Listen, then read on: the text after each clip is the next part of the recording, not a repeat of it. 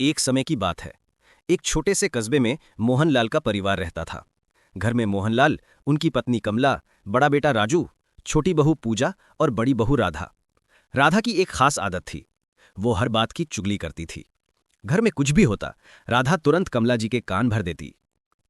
एक दिन सुबह पूजा ने रसोई में जरा देर कर दी। बस क्या था, राधा सीधी सास के कमरे में जा पहुंची। माँ जी देखिए ना, नई बहू तो उठकर मुझे ही आदेश देने लगी थी। बोली चाहे तुम बनाओ, मैं नाश्ता बनाऊंगी। कमला जी गुस्सा हो गई और पूजा को डांट दिया। पूजा हैरान थी, उसने तो ऐसा कुछ कहा ही नहीं था। अब घर में छोटे छोटे झगड़े शुरू होने लगे। पूजा चुप रहती, लेकिन राधा हर बात में चुगली डालकर आग में घी डाल देती। सास को भी लगने लगा कि पूजा जिद्दी और बदतमीज है।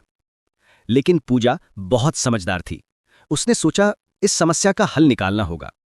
एक दिन पूजा ने राधा से मीठे स्वर में कहा, दीदी आज हम मिलकर घर का सारा काम जल्दी निपटा दें, फिर शाम को सबको चाय हम दोनों देंगे। राधा को लगा कि आज नई बहू ने उसकी तारीफ कर दी, तो वो मान गई। दोनों ने मिलकर काम किया और शाम को सबको गर्म चाय पिलाई।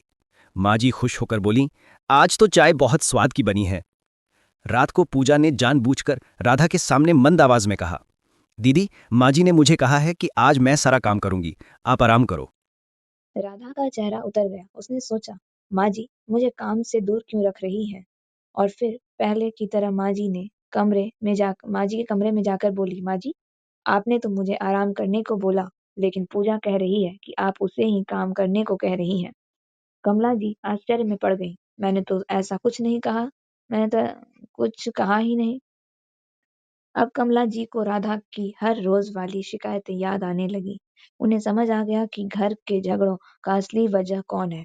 उन्होंने चुपचाप राधा और पूजा को रसोई में बुलाया। माँ जी ने एक कटोरी में पानी डालकर पूछा, अगर इस पानी में एक चम्मच चीनी डालूं तो क्या होगा? पूजा बोली, पानी मीठा हो जाएगा। फिर माँ जी ने कहा, और अगर इसमें एक चम्मच जहर डाल दूं तो? राधा घबरा कर बोली, पानी जहरीला हो जाएगा। कमला जी प्यार से मुस्कुराई, बिल्कुल, घर भी ऐसा ही होता है। प्यार की बातें चीनी की तरह माहौल मीठा करती हैं और चुगली जहर की तरह घर को नष्ट कर देती है। राधा शर्म से सिर झुका गई और अपनी गलती मान ली। उसने पूजा से माफी मांगी और वादा किया कि आगे से वह किसी की चुगली नहीं करेगी।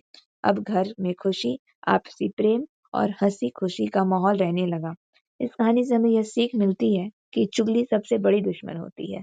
यह रिश्तों को तोड़ देती है। अगर घर को खुशहाल बनाना है तो सच्चाई, विश्वास और प्यार सबसे ज़रूरी है। धन्यवाद। कैसी लगी आपको आज की कहानी? ज़रूर बताएँ।